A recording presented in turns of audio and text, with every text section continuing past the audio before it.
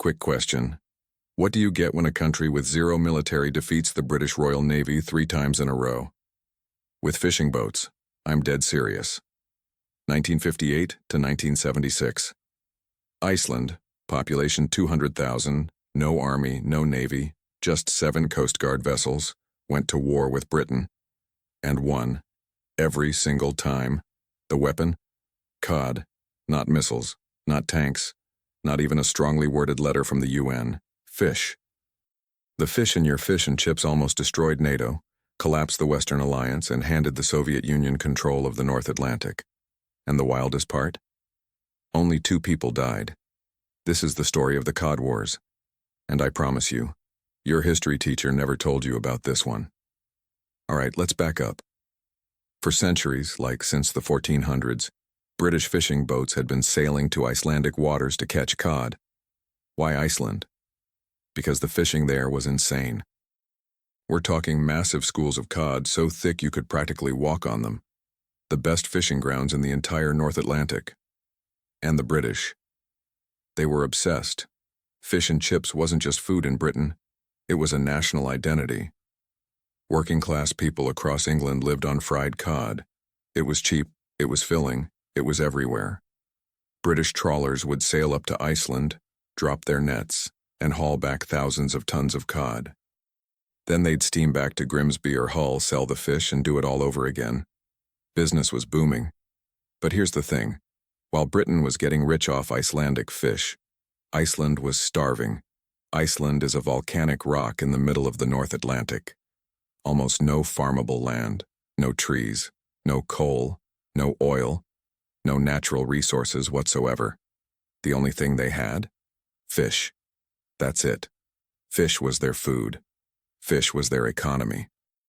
Fish was literally the only reason Iceland could survive as a country. And they were watching foreign trawlers, British, German, Norwegian, scooping up their fish by the ton. By the 1950s, Iceland's scientists were sounding the alarm. Cod stocks were plummeting. Overfishing was destroying the ecosystem. If this kept up, Iceland would have nothing left. So in 1958, Iceland made a move. They extended their territorial waters from 4 nautical miles to 12. Doesn't sound like much, right? 8 extra miles of ocean. But those 8 miles? That's where the British had been fishing for 500 years. And Iceland just told them to get out. Britain's reaction? Absolutely not. We've been fishing here since 1400-something. You don't get to just kick us out. They refused to recognize Iceland's new limits, flat out ignored them, and just to make their point crystal clear, they deployed the Royal Navy. Yeah. The same navy that had conquered half the planet, the same fleet that won 2 world wars, the same maritime force that ruled the seas for 300 years, sent to Iceland. To protect fish, 4 warships, 20 trawlers, all steaming into Iceland's new 12-mile zone like they owned the place. The cost? £500,000 worth of fuel in just 2 months. 53 British warships rotated through the area. For context, that's more naval power than Britain used in some actual wars. Iceland looked at this armada and went, okay, bet. What did Iceland have to defend themselves? 7 Coast Guard boats. 7. Most of them under 100 tons, each with 1 gun. Oh, and a flying boat. For reconnaissance. That was it. That was Iceland's entire defensive capability. David versus Goliath doesn't even begin to cover it. This is more like David versus Goliath if Goliath had nukes and David had a slingshot made of fishing net. But Iceland had one thing the British didn't count on. The audacity of a nation with absolutely nothing to lose. So the first Cod War kicks off, September 1958. And right away it's clear this isn't going to be a normal war. Icelandic Coast Guard boats start chasing British trawlers. The Royal Navy shows up to block them. Ships are playing chicken in freezing water. But here's where it gets hilarious. British trawler crews, when Icelandic boats tried to board them, would stand on deck and pelt the Icelanders with potatoes. I'm not making this up. Potatoes, eggs, bags of flour. One British crew threw coal and a fire axe at an Icelandic Coast Guard vessel. A fire axe. Meanwhile, Icelandic protesters in Reykjavik, are marching in front of the British embassy, screaming at the British ambassador. And what does the ambassador do? He goes to his window, pulls out bagpipes, and starts playing military marches on his gramophone at full volume. Like, imagine you're protesting outside an embassy, genuinely angry about your livelihood being destroyed, and the ambassador just serenades you with bagpipes and Rule Britannia. That actually happened. November 1958. Things escalate. The Icelandic gunboat Thor fires warning shots at a British trawler called the Hackness. HMS Russell, a massive British destroyer, shows up and basically says, "If you shoot that trawler, we will sink you." The Thor's captain doesn't even blink. He orders his crew to man the guns. They approach the trawler anyway. Standoff. 2 ships. Guns pointed. Middle of the ocean. Over Cod. More British ships arrive. Thor backs down. This time. But Iceland isn't giving up. They arrest British trawlers, cut their fishing lines, harass them constantly. And then Iceland plays their trump card. They go to NATO and say, "Hey, you know that base you have here? Keflavik, the one that's super important for tracking Soviet submarines." Pause for effect. Be a real shame if we had to, you know. Leave NATO. Britain's eyes go wide. See, Iceland sits in the middle of something called the Gígjuk Gap. Greenland, Iceland, United Kingdom. It's a choke point. If Soviet submarines want to get from the Arctic Ocean to the Atlantic, they have to pass through Icelandic waters. That NATO base in Iceland? It's not just important. It's existential. Without it, the entire Western defense strategy in the North Atlantic collapses. And Iceland, this tiny island nation with a population smaller than most American cities, just threatened to hand the Soviets the keys to the Atlantic. Overfish. NATO panics. The US panics. They force Britain to negotiate. 1961, Britain caves, accepts Iceland's 12-mile limit. First Cod War over. Score, Iceland 1, Britain 0. You'd think Britain would learn. They didn't. Fast forward to 1972. Iceland's cod stocks are still declining. Foreign trawlers are still taking massive catches. So Iceland does it again. Extends their waters from 12 miles to 50. Britain loses its collective mind. Not this again. But this time, Iceland has a secret weapon. Net cutters. Picture this. Giant underwater scissors, mounted on the back of Coast Guard boats. The Icelandic ships sail over British trawlers and snip. The fishing nets, each worth tens of thousands of pounds, are severed. The catch is lost. The trawler is useless until they get new nets. Britain responds by sending tugboats. Then the Royal Navy, again. And now it's naval chaos. Icelandic boats trying to cut nets. British frigates trying to ram them. Everyone crashing into everyone. The Icelandic ship Aegir encounters a British trawler that won't identify itself. Instead, the British crew blasts "Rule Britannia" over the radio at full volume. Icelandic response? Cut their nets anyway. Another incident. British sailors throw dried cod and rotten potatoes at Icelandic gunboats. They're fighting a naval war with rotten fish. You cannot make this up, but it gets darker. The Icelandic ship Aegir fires live ammunition at the British trawler Everton. Holes are blown in the hull. The trawler barely escapes. Another collision. Aegir rams HMS Scylla, a British frigate. An Icelandic sailor is seriously injured. Some reports say he died from electrocution while making repairs. This is getting dangerous. Iceland escalates. The Prime Minister literally asks the United States to bomb British frigates. The US ambassador is like, "Yeah, no, we're not doing that." But Iceland doesn't back down.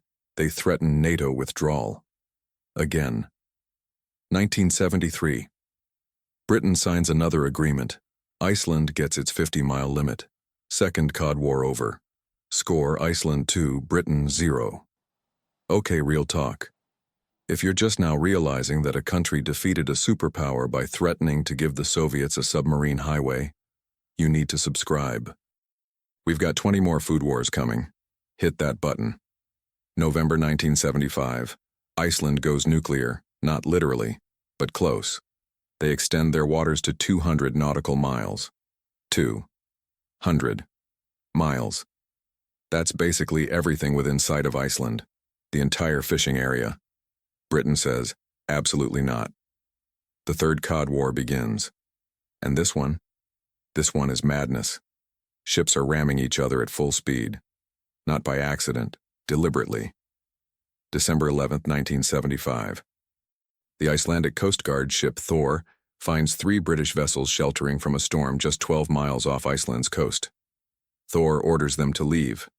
The British ships, one 3 times Thor's size, decide to ram the Icelandic boat instead. Twice. Thor is taking on water. The hull is breached. They think they're sinking. So the Icelandic crew fires a blank warning shot. The British ships keep coming. Thor fires live ammunition. Hits the bow of the Star Aquarius. Finally, the British retreat. Over the next 7 months, there are 55 ramming incidents. 55. HMS Yarmouth gets its bow torn completely off. HMS Diomede suffers a 40-foot gash in its hull. HMS Eastbourne takes so much structural damage it's out of commission for over a year. Britain deploys 22 frigates, 7 supply ships, 9 tugboats, 3 support vessels. This is costing millions. Ships that should be defending Europe from the Soviets are stuck off Iceland in a demolition derby over fish. And then Iceland drops the bomb. February 1976. Iceland severs all diplomatic relations with the United Kingdom. Then they threaten to close the NATO base. Not a bluff this time. Dead serious. If that base closes, NATO loses its eyes and ears on Soviet submarine activity. The entire North Atlantic defense grid collapses. The United States freaks out. NATO freaks out. They drag Britain to the negotiating table. June 1, 1976. Agreement reached. Britain accepts Iceland's 200-mile limit. They get to keep 24 trawlers inside the zone for a limited time, fishing a maximum of 30,000 tons. Third Cod War, over. Final score, Iceland 3, Britain 0. A clean sweep. So what did this cost? For Britain, everything. The fishing industry collapsed. Towns like Grimsby and Hull, once thriving ports with thousands of fishermen, were gutted. Entire communities died. Thousands lost their jobs. The British government eventually offered $1,000 compensation to 2,500 fishermen who lost everything. £1,000 for losing your entire livelihood. People were not happy. The Royal Navy spent over $1 million just repairing damaged ships. Frigates were out of commission for months. And here's the kicker. In 3 wars, spanning 18 years, involving naval battles, 55 ramming incidents, live ammunition, ships nearly sinking, international crises, 2 people died. 1 British fisherman from Grimsby, hit by a cable when nets were cut. 1 Icelandic engineer, electrocuted while fixing his ship. 2 casualties, in nearly 2 decades. Meanwhile, the Banana Wars, 200,000 dead. The Cod Wars were absurd, violent, expensive, but not a massacre. Iceland won everything. Their 200-mile exclusive economic zone became the international standard. In 1982, the UN made it official. Almost every country on Earth now has a 200-mile EEZ. Iceland literally changed international law. And their cod stocks recovered. Tripled in the next 5 years. Britain's fishing industry never recovered. Today, if you visit Reykjavik, you can tour the VS Odin, one of the original Coast Guard ships from the Cod Wars. It's a museum now, a monument to the time Iceland beat a superpower. With fish. So how the hell did they pull it off? How does a country of 200,000 people, no military, 7 tiny boats, defeat one of the most powerful nations on Earth? 3 times? It's simple. Iceland had skin in the game. Britain didn't. For Iceland, this was survival. Cod was their entire economy, their food, their future. They were willing to burn every bridge, leave NATO, blow up the Western Alliance, risk everything. For Britain, this was fish and chips. Important? Sure. Worth risking NATO? Worth handing the Soviets control of the North Atlantic? Worth a diplomatic crisis with the United States? Not even close. Britain blinked. Every time. Because when push came to shove, Iceland was willing to lose everything. And Britain wasn't.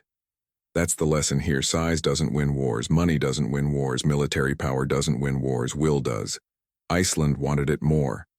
And that's how you defeat the British Empire. With 7 fishing boats and unlimited audacity. Next time you order fish and chips, remember, that cod almost started World War III. If you thought that was insane, wait until you hear about the wars over coffee, chocolate, and salt. We're just getting started. Don't miss the next one.